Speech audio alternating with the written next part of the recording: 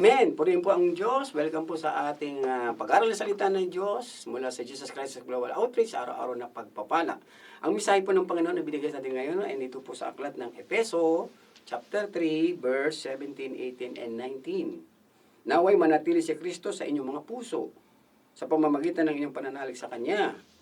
Dalangin ko na ang lahat ng inyong gawain ay nag-ugat sa pag-ibig upang lubusan ninyong maunawahan kung gaano kalaki at kalawak ang pag-ibig ng Diyos sa atin bilang tayo mga hinirang ng Panginoon.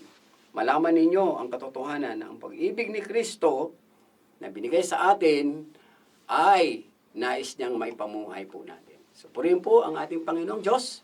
Mga kapatid, ang pag-ibig po ng Diyos ang siyang kailangan ng mundo.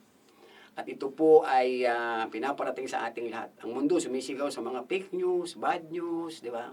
At talaga nakaka-depress, nagkakaroon ng mga problema sa pag-iisip, no? At ito po ang gamot ay ang salita ng Diyos. Na malaman ang mga tao, malaman nating lahat na gaano man tayo nakakaranas ng mga problema, hirap sa buhay na ito, no? Ang pag-ibig po ng Diyos ay hindi ho nawawala. Gamor lalo ho tayo nagkakaroon ng mga paghihirap, pag-uusig, ano pa, mga sakit karamdaman.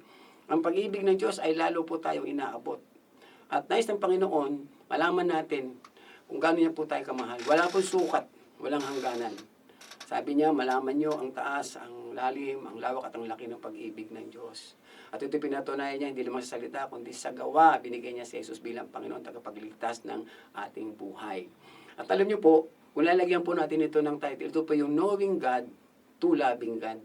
Lumalago po ang ating pananampalataya sapagkat ito po yung tunay at buhay.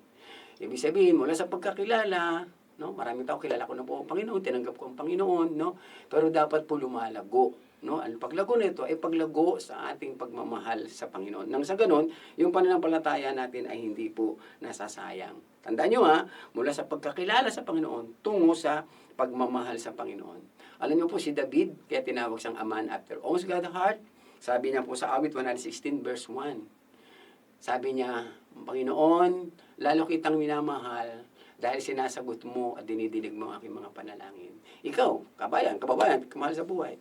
Ang Diyos po ay sumasagot sa panalangin araw-araw. Yung protection mo, yung provision mo araw-araw, pinapagaling ka, naku po, sagot ng Diyos yan. So, ito po ay lalong magbibigay sa atin ng pagmamahal sa Panginoon.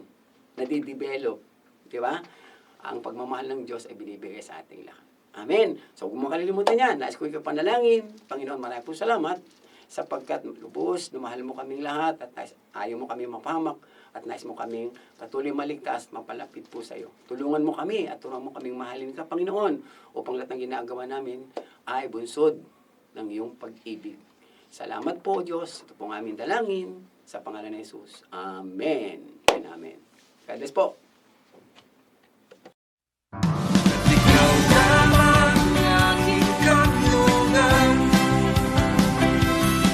Sa piling